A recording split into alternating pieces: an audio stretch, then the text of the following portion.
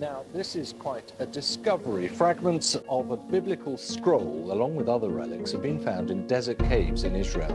Dozens of pieces of parchment were written in Greek, with just the name of God appearing in Hebrew.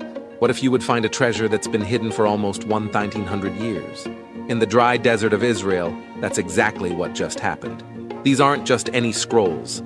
They're parts of ancient books that hold stories from a time long ago, that reveal the scariest secrets about humanity we have never seen before. This is not a regular lost Bible chapter. This book that just has been found in Turkey reveals more than ever before. Secret ancient writings. It's important also because this is the first time when such fragments are found in an excavation and brought straight here to our laboratory. Finding pieces of ancient biblical scrolls is very special because it helps us understand old writings and the people who valued them a long time ago. More than 1,000 years ago, teams of people who study old things, called archaeologists, were working hard to protect these old writings. They found these pieces of paper, which they think are almost 1,900 years old, hidden in caves in the desert. This finding is super important. People say it's the biggest in the last 60 years. In over 60 years, we have fragments of a biblical book that were discovered in an archaeological excavation. They found about 80 pieces of these old papers, which are parts of really old books, specifically from the parts called Zechariah and Nahum. These parts belong to a collection of writings known as the 12 Minor Prophets.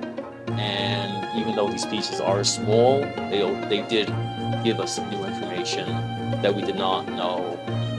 What's really interesting is that these writings are in Greek, but the special name for God is in Hebrew. This mix of languages shows that these writings are genuine and really valuable for understanding history.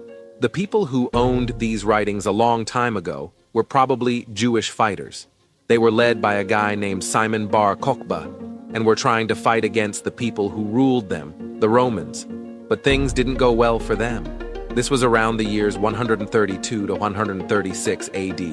This project is the protection of the area because, again, it is almost impossible to beat the looters, to find the looters while they're working, and the solution was to get to the caves before the looters. These fighters hid in the caves with their most important things, including these writings. But the people who study old things found more than just writings. They also found old coins from the same time, the bones of a child who lived 6,000 years ago, and a really old basket, like 10,500 years old. And when the results came back, we were shocked. It is 10,500 years old. Which is the oldest one we've found that's still in one piece. This place where they found all these things is called the Cave of Horror, and it's a pretty scary name. It got this name because back in the 1960s, they found the bones of 40 people there. These people probably ran away from the Romans and had a really sad ending. But even though it's a sad place, it also held on to these really important old things.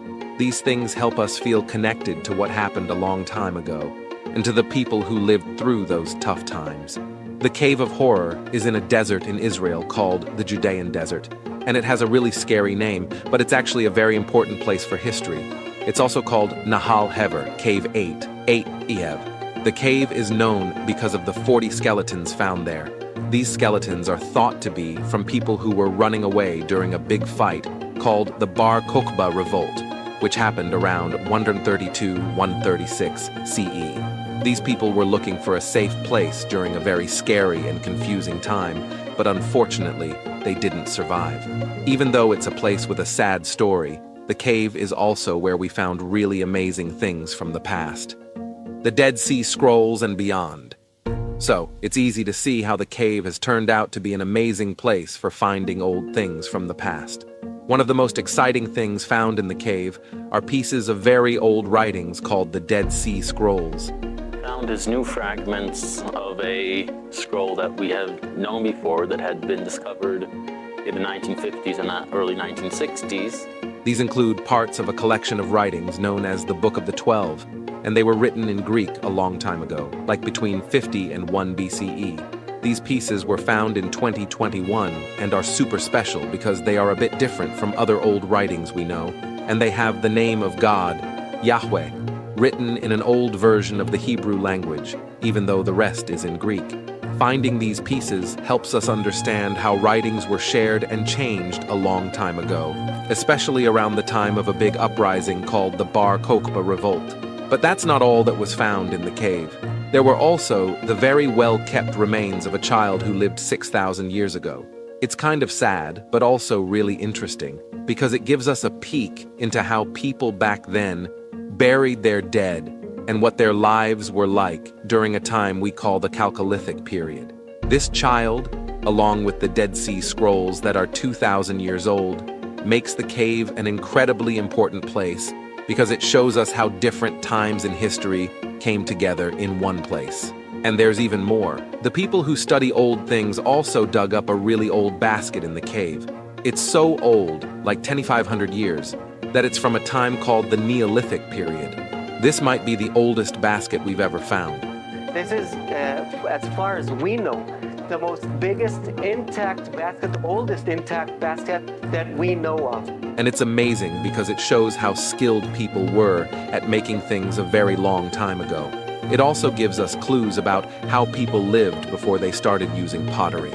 The dry air in the cave has helped keep these super old and priceless things safe, and each one tells its own story from a different part of human history. The story of this cave just keeps getting more interesting with the discovery of the Damascus document, which is part of the famous Dead Sea Scrolls.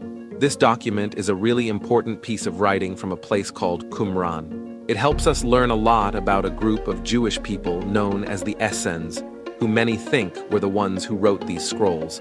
The Damascus document, along with other writings found there, were probably written a long time ago, like between 150 BCE and 70 CE. These writings are like a window into the past, showing us what people believed, the languages they spoke, and how their cultures mixed and lived together during that time. The scrolls are in different languages, Hebrew, Aramaic, and Greek, which really shows how diverse and colorful the people and their communities were back then. Finding these writings is like opening a brand new chapter in our understanding of religious books and how they were shared and changed over hundreds of years. The differences between these scrolls and the traditional religious texts we knew before give experts new clues about how these sacred writings have grown and changed over time. Right now, the Israel Antiquities Authority is searching through hundreds of caves in the area, and everyone is super excited about what other historical secrets and stories might be hidden there, just waiting to be found. The Forbidden Bible. Another amazing discovery was a 1,000-year-old Bible found in Turkey, and it's a really big deal because it connects us directly to the ancient traditions and beliefs of Christians. This old Bible was discovered in Tokat, a city in the middle of Turkey. It's written in Assyriac, an ancient language, which really shows how diverse and rich the early Christian communities were in their languages and cultures. Over time, the Bible has experienced quite a bit of wear and tear. Despite this, its cover, though damaged, is still managing to keep together 51 pages that are of great importance both historically and religiously. These pages are delicate but contain beautifully detailed images and designs made with gold leaf. These intricate details are a testament to the craftsmanship and deep respect of the time. You'll find that among the artwork, there are striking portrayals of Jesus Christ and other figures from the Bible. These images give us a special view into the religious symbols and art from that era. The discovery of this Bible was part of a larger effort to stop the illegal trading of precious historical items. This mission is crucial in our fight to protect the heritage that belongs to all of us, globally. In this particular instance, the police in Turkey, acting on a tip-off, managed to not only recover this Bible, but also a collection of other valuable items like jewelry and ancient coins. This highlights just how varied and rich the historical items that smugglers aim for can be. But the importance of this Bible isn't just about its history or the artistry it displays. Theologians and historians are excited because they believe it might offer new information about the early days of Christianity. The Bible is written in the Assyriac language, which links it to the Assyrian Christian community. This community is still around today, holding on to their language and cultural traditions. So, this Bible isn't just an old item, it's a connection to a living culture. It offers both believers and scholars a real, physical link back to the early followers of their faith. The book, estimated to be worth between $3 million and $50 million and originating from the late 9th or early 10th century, is part of the intriguing world of biblical artifacts. Each of these artifacts carries its own unique story and enormous value. They're important not just because of their religious meaning, but also because they mark key moments in the story of humanity and its cultures. The world of biblical artifacts is truly intriguing, especially when you look at ancient texts and manuscripts like the ones found in Ugarit. These texts, known as the Ugaritic texts, have been crucial in illuminating ancient civilizations' religious and cultural life. They provide insights into the religion of Canaan and show how closely it was connected to the early practices of the Israelites. Secret messages on clay. The Ugaritic texts are an extensive collection of writings on clay tablets in what's now modern Syria. They date back to the 13th and 12th centuries BCE and include around 1,500 texts and fragments. These writings are not just religious texts. They also include literature like the epic Baal cycle, and even diplomatic and administrative records, painting a picture of a society that was complex and interconnected. The religious aspects of these texts are particularly intriguing. They give us detailed descriptions of the gods worshipped in Canaan, such as El, the supreme god, and Asherah, associated with motherhood and fertility. Then there's Astarte, known for her connections to warfare and fertility, and Anath, portrayed as a fierce warrior goddess. The stories and images of these deities provide a vivid glimpse into the rich tapestry of myths and beliefs in the ancient Near East.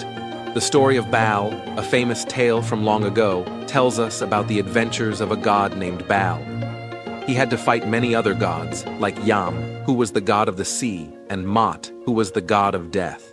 These exciting tales are more than just stories. They help us understand what people believed in those times. They also show us what was important to them and how they explained natural events, like the changing of the seasons. For example, when Baal went to the underworld, people thought it was like the dry season when there's no rain. Besides, the ancient writings from a place called Ugarit are really important. They help us understand a very old book, the Hebrew Bible. The languages used in Ugarit and in the Hebrew Bible are similar because they come from the same family of languages. This similarity helps us figure out the meanings of some difficult parts of the Bible. There are characters and stories in the Bible that we can find in the older Ugaritic stories too. For example, the Ugaritic god of death, Mot, is similar to how death is shown in the Bible. And the way Ugarit talks about royal ancestors is like how the Bible describes life after death. Priceless, holy books. In the world of old religious books and artifacts, there are some really valuable and important items. One of the most famous is the Gutenberg Bible. It's special because it was one of the first big books made with a new way of printing, and it changed how knowledge was shared. It's worth a lot of money, up to $35 million. But it's not the only valuable religious book. There's also the Bay Psalm book, the first book printed in what's now the United States, and the St. Cuthbert Gospel, a book from the 8th century that's really well preserved. These books are worth millions too. Other special religious books include the Rothschild Prayer Book, a beautifully made book from the early 16th century, and the Gospel of Henry the Lion, a book from the 12th century with amazing artwork. These books sold for a lot of money because they're really special and rare. And there are more. Like the Wycliffite New Testament manuscript, an old copy of the New Testament, and the complete Babylonian Talmud, an important Jewish book. They're also very valuable and respected. The oldest Bibles are really interesting. They show us how the Bible was passed down over the years. Experts use different ways to figure out how old these old Bibles are. The oldest complete New Testament is in a book called the Codex Sinaiticus, from around 350 CE, and the oldest complete Old Testament is in the Codex Sassoon, from the 10th or 11th century CE. It's amazing that the words in these old Bibles haven't changed much over time.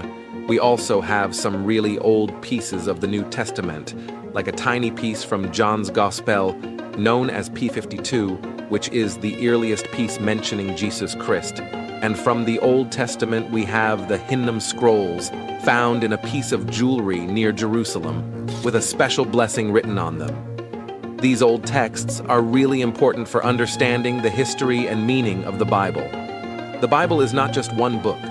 It's a collection of many books written over 1,400 years by around 40 different people. We have old copies of most of the books in the Old Testament, thanks to the Dead Sea Scrolls and the Cairo Geniza. These copies are from a long time ago, around the 2nd century BC and the 1st century AD. Along with these, we have over 5,000 Greek manuscripts of the New Testament. All these old writings help us put together what the earliest versions of the Bible might have looked like. People have always taken great care to keep these texts safe and respect them because they are considered sacred. Sacred tales, different voices. When you look at these religious texts, you'll find that many stories and characters appear in more than one of them. For example, the Quran, which is a very important book for Muslims, talks about more than 50 people and events that are also in the Bible. But the way these stories are told can be quite different. Each book might focus on different parts of the story or teach different lessons. Scholars think that even though these texts have some things in common, they each have their own way of explaining stories and characters. Muslims, for instance, believe that the Quran is a message directly from God. They think it fixes any mistakes or misunderstandings that might be in earlier texts, like the Bible. There's a concept in Islam called Isra'iliyat that talks about this. It means that early Muslim scholars did look at Jewish and Christian ideas when they were trying to understand the Quran, but they were very careful about it. They didn't just accept or reject these ideas without thinking them through. There's also a method where scholars use the Bible to help understand the Quran better. This method, called Tafsir al-Quran bil-Kitab, involves using Arabic versions of the Bible. It's a way of studying that many well-known Muslim scholars have used. In the study of religion, there are books like The Quran and the Bible, Text and Commentary by Gabriel Said Reynolds that explore how these sacred texts are connected. They show how the Quran includes and responds to the stories, images, and writing styles from Jewish and Christian traditions. It's a detailed study of how these texts are linked and how they've influenced each other over time. The Dead Sea Scrolls, the Masoretic text, and the Septuagint are all really important for understanding the Bible and its history. Each one gives us a different view into how the Bible was first written and how people thought about it and kept it safe over the years. The Dead Sea Scrolls were found by a young shepherd in the middle of the 20th century in some caves near the Dead Sea. These old papers include parts of the Hebrew Bible, which is the Old Testament for Christians, and other writings from a Jewish group that lived around the time of the Second Temple, which was about 2300 to 1900 years ago. These scrolls are considered one of the most amazing discoveries in archaeology.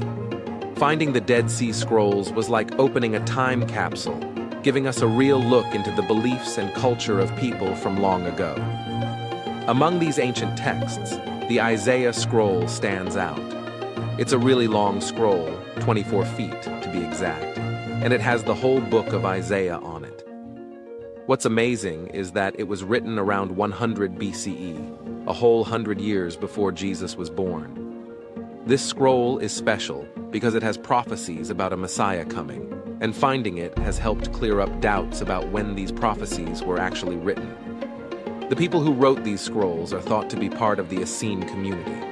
The Essenes were a group of Jews who lived in a place called Qumran. They were known for living simply and following Jewish laws very strictly. The scrolls show that the Essenes were waiting for a Messiah to come and fix a world they thought was full of problems and start a time where God's rules would be the most important. This idea that a Messiah was coming and the different ways people understood religion back then help us figure out how Christianity started. These scrolls are a big deal for scholars, especially those who study the Bible and its history.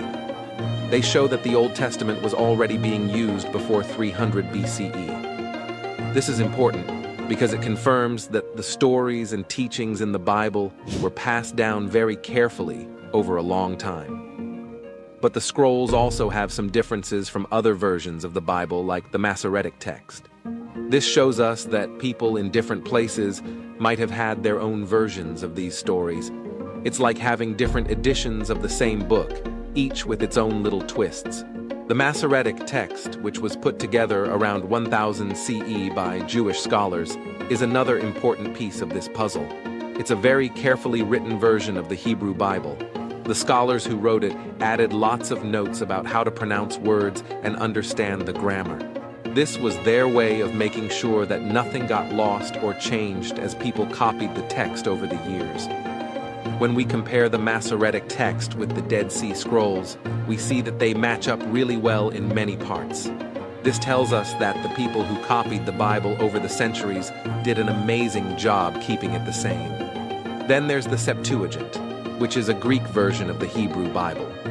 It was made around the 3rd century BCE. Most of the time, it's pretty similar to the Hebrew text, but sometimes there are differences in the words used or even in the meaning.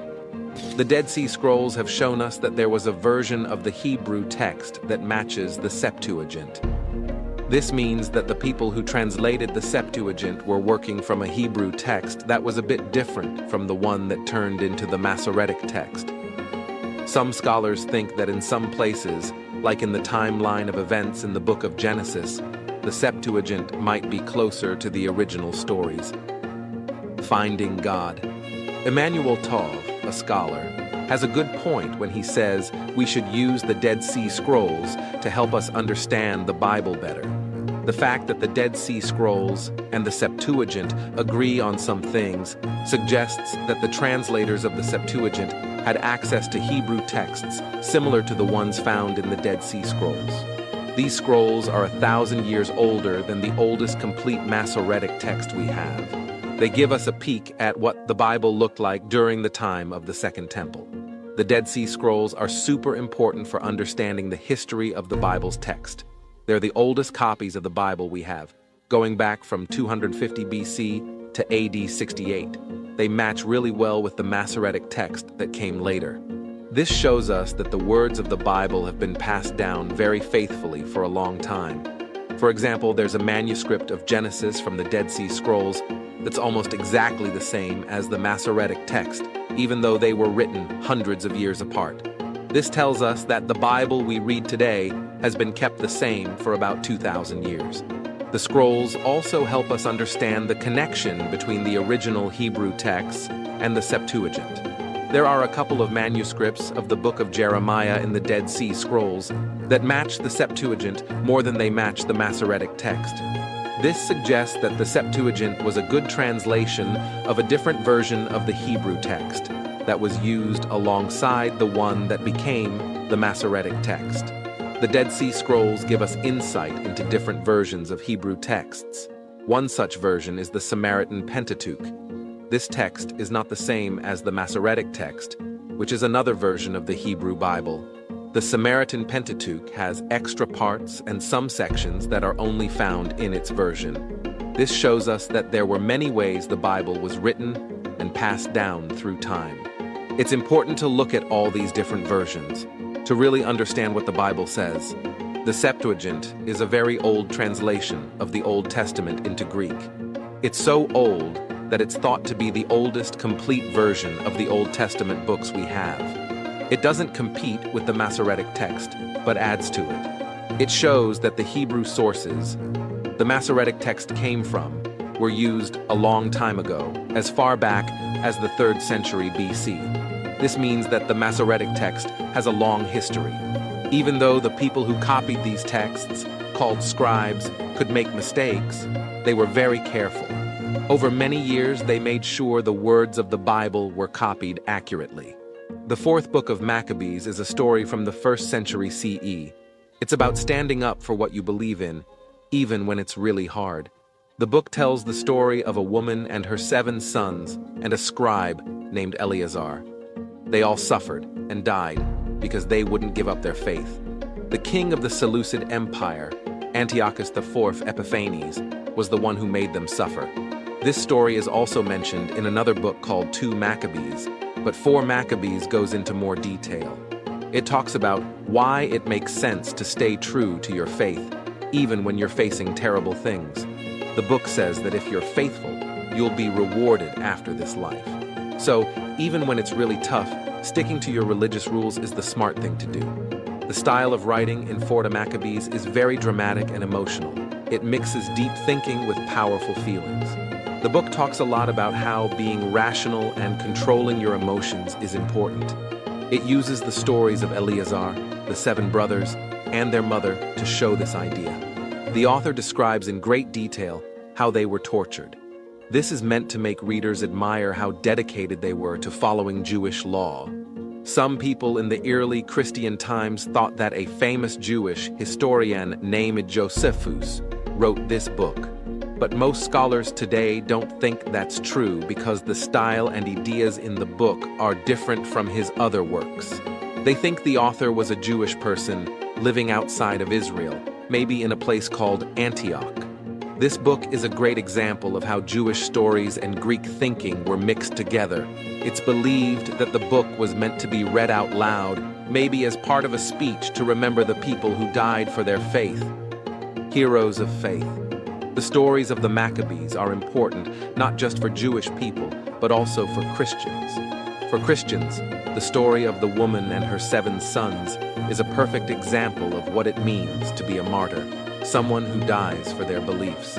These stories are celebrated in some churches on August 1st. Christians see the Maccabees as heroes who stood up for their faith just like Christian martyrs did later on. They are honored for their strong faith and bravery in facing such tough challenges. The Bible has long been known as a book that brings comfort and hope, particularly in difficult times. It's a book that many people turn to for guidance and strength. The role of Christianity, based on the teachings in this holy book, in shaping today's world, especially in areas like healthcare and helping those in need, is incredibly important and cannot be underestimated. Over the years, Christians, following the teachings and example of Jesus Christ, have been at the forefront of creating hospitals. This was a revolutionary step in the field of medicine. These hospitals were started with the goal of providing care to those who were poorest and most in need, showing the Christian commitment to help others. This act of kindness and care started a tradition that played a huge role in the beginning and growth of modern medicine and hospitals. Christian-founded hospitals were some of the first to offer organized and systematic medical care. But the impact of Christians in healthcare goes even further than hospitals. Many Christians, driven by their deep faith, have had key roles in advancing different areas of medicine like surgery, clinical medicine, medical ethics, and public health. Their work has made a significant difference in these fields. Christian influence is also seen in the world of science, which forms the basis of modern healthcare. The Christian principle of caring for the least of these, as Jesus taught, is a core part of their tradition. It guides their notable contributions to healthcare and science. This commitment is also seen in how some Christians view the healthcare system, pushing for systems that reflect Christian values like compassion, responsible care, and personal responsibility in healthcare. Moreover, Christians haven't just played a role in starting hospitals and shaping healthcare policies. They have also greatly contributed to the advancement of medical knowledge and techniques. Many individuals rooted in Christian faith have led major medical discoveries. Innovations such as the stethoscope, breakthroughs in surgery, and the foundation of important medical ethics were often the work of people whose Christian faith guided their pursuit of excellence in medicine and compassion for patients. The Christian way of serving and caring for the weak, as Jesus did, was a key force behind these advancements. This led to a more caring, ethical approach to treating patients and practicing medicine. In our world, there are many who haven't yet embraced the teachings of the Bible or recognized Jesus as their Savior. The path to understanding and belief is deeply personal and different for everyone. For many, the Bible is a way to understand the nature of God. It's believed that when someone truly seeks God, He reveals Himself to them. This seeking isn't just a quick look, but a deep, sincere desire to understand and connect with the divine. Seeking God is a core part of Christianity, and it comes with many benefits. It's a journey that brings peace inside, a sense of purpose, and a feeling of deep love and joy. This affects our physical, emotional, and spiritual health. This journey of seeking leads to a change in a person, enabling them to have a positive effect on the world by becoming carriers of God's love, compassion, and fairness. Through seeking, people open themselves to God's wisdom, guidance, and power. This allows them to see the world the way God sees it and effectively meet the needs around them. It's more than just fulfilling religious duties. It's about truly aligning one's life with God's teachings and engaging in deep self-reflection for spiritual growth. So, what do you think?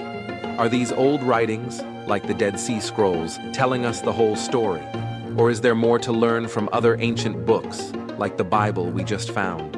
And who knows what else might be hidden, just waiting to be dug up in Israel's deserts? Let us know, subscribe, and hit that like.